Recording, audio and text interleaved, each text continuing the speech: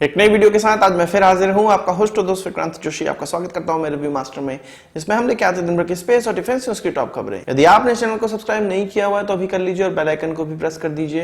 यदि आप मुझे ट्विटर पर फॉलो करना चाहते हैं, लिंक डिस्क्रिप्शन में मिल जाएगा और स्क्रीन पर भी मिल जाएगा। खबरों की शुरुआत में हम लोग कैग की रिपोर्ट निकलकर सामने आई है, जो कि कुछ 10 साल 15 साल से चल रहे प्रोजेक्ट्स के बारे में है। तो उन सब चीजों पे डिस्कशन करेंगे और शुरुआती खबरें उसी से जुड़ी होने वाली है। इसमें आपको थोड़ा बुरा भी लग सकता है, पर ये मैं नहीं कह रहा हूं, ये कैग की रिपोर्ट कह रही है। तो कमेंट बॉक्स में मुझे गाली मत दीजिएगा। सबसे पहली खबर में हम लोग बात करेंगे Mi-17 हेलीकॉप्टर्स की। 2002 में ये डिसाइड किया गया था कि इन हेलीकॉप्टर्स को अपग्रेड करना है, पर 2017 तक केवल प्लानिंग ही चलती रही और 2017 में जब इसके अपग्रेडेशन का कॉन्ट्रैक्ट दिया गया और 2018 में इसका अपग्रेडेशन स्टार्ट किया गया, तो यह उस कॉन्ट्रैक्ट में था, इजरायली कंपनी को कॉन्ट्रैक्ट दिया गया। इस कॉन्ट्रैक्ट में था कि 2024 तक 90 इस प्रकार के हेलीकॉप्टर्स को अपग्रेड करके देना है। कैग की रिपोर्ट में यह निकलकर सामने आया कि 2002 से लेके 2018 के बीच में जो पूरा समय निकल गया, ये इनएफिशिएंसी के कारण निकला। कॉन्ट्रैक्ट देने में ये जो ढिलाई हुई है, इसमें लगभग 18 साल का समय निकल गया। अगर 2020 की बात की जाए तो 2024 तक इन 90 हेलीकॉप्टर्स को अपग्रेड करके प्राप्त करना है इंडियन एयरफोर्स को, जिसका अपग्रेडेशन ऑलरेडी स्टार्ट कर दिया गया है। कैग की रिपोर्ट में निकलकर सामने आया कि 56 ऐसे हेलीकॉप्टर्स हैं, इनमें से जब ये हेलीकॉप्टर अपग्रेड होकर हमें प्राप्त होंगे तो उनकी लाइफ केवल 2 साल की बची होगी और 2024 से इनको फेज आउट करने का, इनको रिटायर करने का समय आ जाएगा। मतलब 18 साल तक हम लोग ऐसे हेलीकॉप्टर को चलाते रहे जो कि इनएफिशिएंट थी। उस समय की उस हेलीकॉप्टर का इस्तेमाल नहीं किया जा सकता था।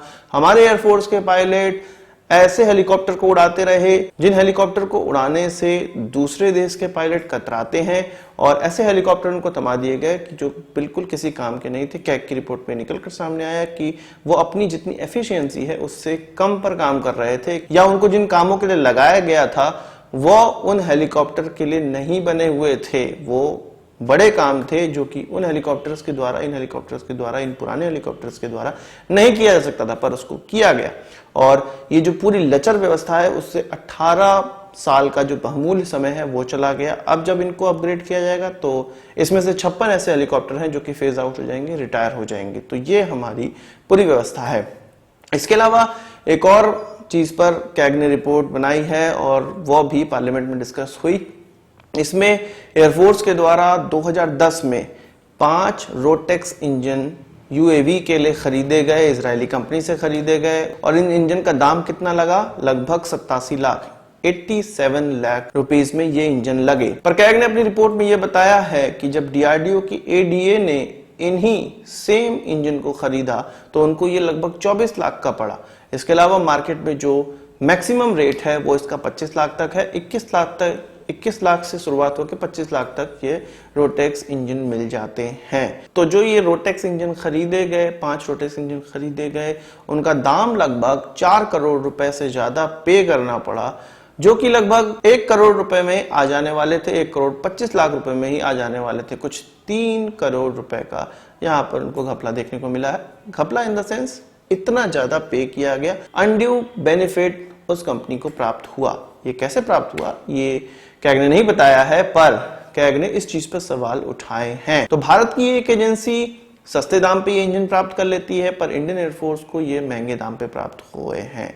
कारण कुछ भी हो सकता है, मैं उस पर कुछ नहीं कह रहा हूं, पर कैग ने अपनी रिपोर्ट में सारी चीजें जानकारी दी है। इसके अलावा राफेल के बारे में भी बताया। राफेल के बारे में हम लोग जानते ही हैं कि इसमें इस कॉन्ट्रैक्ट के तहत जो 36 राफेल खरीदे गए, उसमें एक बहुत बड़ी जो चीज डेसॉल्ट को करनी थी वो ये थी कि ऑफसेट करना था, 30% का ऑफसेट करना था। कैग की रिपोर्ट में 30% के ऑफसेट पर बात की गई है। उसमें यह सामने निकल कर आया कि अभी तक इंजन बनाने वाली कंपनी या डेसॉल्ट के द्वारा इंजन का ऑफसेट नहीं किया गया है, और जो कि हम लोग जानते हैं और 6 से 7 महीने पहले हम लोग ऑलरेडी इस चीज को डिस्कस कर चुके हैं। ऑफसेट के तहत डीआरडीओ को या भारतीय इंडस्ट्री को टेक्नोलॉजी ट्रांसफर करनी थी डेसॉल्ट के द्वारा, पर डेसॉल्ट ने इंजन के मामले में ऐसा नहीं किया है। और हम लोग जानते हैं कि सैफरन के द्वारा जो इंजन की टेक्नोलॉजी ट्रांसफर करनी थी डीआरडीओ को, वो इस कारण से नहीं हो पाए कि सैफरन डीआरडीओ से कह रहा था कि ज्यादा पैसे लगाओ, डीआरडीओ का कहना था कि वो जितना पैसा अप्रूव किया गया है वही लगाएंगे, बाकी सब सैफरन को लगाना पड़ेगा। सैफरन इसके लिए राजी नहीं था, इस कारण से ये ऑफसेट नहीं हो पाया और अभी तक सैफरन के द्वारा कोई भी ऑफसेट नहीं किया गया, जो कि कानूनी तौर पे उनको करना है। तो ये 3-4 चीजें कैग की रिपोर्ट में निकलकर सामने आई, जो कि एक भारत की गलत पार्ट को दिखाती है या जो कमियां हमारे यहाँ रह जाती हैं उन चीजों को दिखाती है। वही बात करते हैं पृथ्वी 2 मिसाइल की, तो इसका सफल परीक्षण किया गया रात में, कल रात में इसका सफल परीक्षण किया गया और ये ऐसा कोई परीक्षण नहीं था जिसमें कि किसी चीज की टेस्टिंग की जा रही हो, ये केवल ऐसा परीक्षण था जो कि आदमी के द्वारा अंजाम दिया गया। ऐसे परीक्षण पूरे जो स्टॉक में से मिसाइलों में से किसी एक को रैंडमली चुनकर उसका ट्रायल किया जाता है, ताकि जो स्टॉक पूरा आया हुआ है, जो हमारे पास स्टॉक है उसमें कोई खराबी तो नहीं है, उसमें कोई ऐसे मिसाइल जो गड़बड़ तो नहीं है, इसलिए रैंडमली उसमें से चूज करके इस प्रकार के जो ट्रायल है वो होते रहते हैं। और पिछली बार जब ये ट्रायल हुआ था वो नवंबर 2019 में हुआ था। तो हर साल इस प्रकार के ट्रायल को परफॉर्म किया जाता है अलग अलग मिसाइलों के साथ। वही बात करते हैं, रशिया से खबर निकलकर सामने आ रही है Su-30 और Su-35 दोनों ही एयरक्राफ्टों के द्वारा एक फ्रेंडली फायर हो रहा था, एक एक्सरसाइज हो रही थी जिसमें कि फ्रेंडली तरीके से एक दूसरे को टारगेट लॉक करना था। इसमें Su-35 के द्वारा, अपने कैनन के द्वारा Su-30 को निशाना बनाया गया और यह Su-30 को मार गिराया। एक्चुअल में हुआ ये कि Su-35 अपनी रूटीन सॉर्टीज पर गया हुआ था और उसके बाद इस एक्सरसाइज में भाग लेने लगा। उसकी सारी मिसाइलें तो हटा दी गई पर इसके कैनन की जो एम्यूनिशन है उसको नहीं हटाया गया। जब Su-35 के पायलट ने सिमुलेटेड तरीके से इस टारगेट को लॉक किया और इस फायर को सिमुलेटेड फायर मान के जब ट्रिगर को दबाया तो असली की एम्यूनिशन निकलने लगी और जिससे कि Su-30 दुर्घटनाग्रस्त हो गया, आप कह सकते हैं दुर्घटनाग्रस्त हो गया और इसके दोनों पायलट इजेक्ट कर गए थे। पर बाद में ये सारी चीजें निकलकर सामने आई। इसकी जांच चल रही है और भी चीजें इससे निकलकर सामने आएंगी बाद में। वही बात करते हैं एडवांस्ड टॉप्ड आर्टिलरी गन की, तो अब इससे थोड़ी और खबरें निकल कर आ रही हैं। जो इसका बैरल ब्लास्ट हुआ था उस ओर से और खबरें निकल कर सामने आ रही हैं।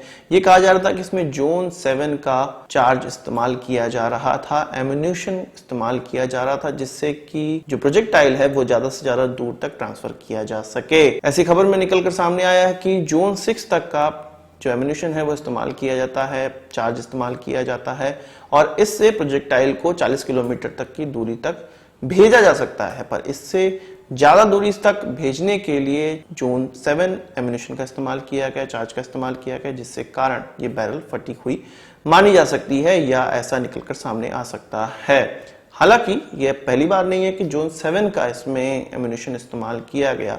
1000 से ज्यादा इसके ट्रायल हो चुके हैं जोन 7 का एम्यूनिशन इस्तेमाल करते हुए, पर ऐसी चीज देखने को नहीं मिली। ये पहली बार इस तरह की चीज देखने को मिली है। जो एम्यूनिशन था वो ऑर्डिनेंस फैक्ट्री बोर्ड के द्वारा बनाया गया था। Ordnance factory board generally zone 6 का एम्यूनिशन बनाती है और उनको ये जोन 7 का एम्यूनिशन जो उन्होंने बना के दिया, कहा जा रहा है कि इसी में उनकी तरफ से कुछ गड़बड़ी रह गई होगी जिससे कि ये बैरल फटी है।